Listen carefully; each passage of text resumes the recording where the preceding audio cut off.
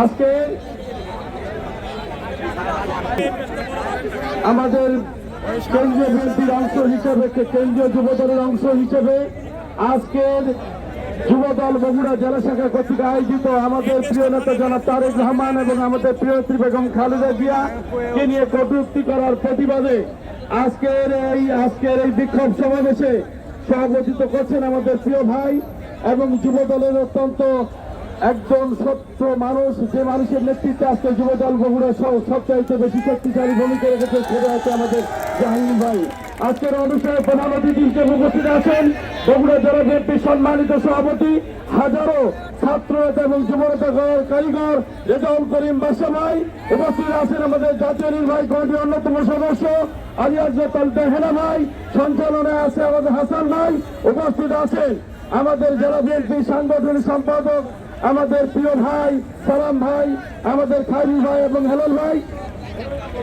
আছেন আমাদের যুগ্ম সম্পাদক নাইম ভাই।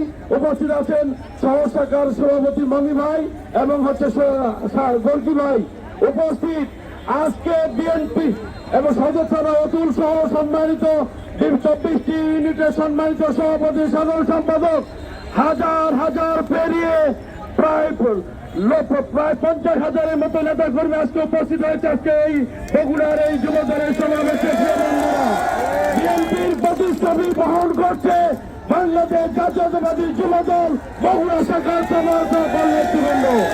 আপনারা প্রস্তুত থাকবেন, শুধু বগুড়ায় নয় সারা বাংলাদেশে যদি এই স্বৈরাচার প্রতিষ্ঠার দোসররা আর যদি কখনো আমাদের প্রিয় নেত্রী বেগম খালেদা জিয়া এবং তারেক রহমানকে নিয়ে কোন রকম কটূক্তি করে তাদেরকে কোথাও ছাড় দেওয়া হবে না। বন্ধুরা, বগুড়ার প্রতিষ্ঠানে আজকে বলে দিচ্ছে এই যুবদল বাংলাদেশের স্বতন্ত্র প্রহরী এবং সেরা একটি দল হিসেবে ইতিমধ্যে বিবেচিত হয়েছে যুবদল।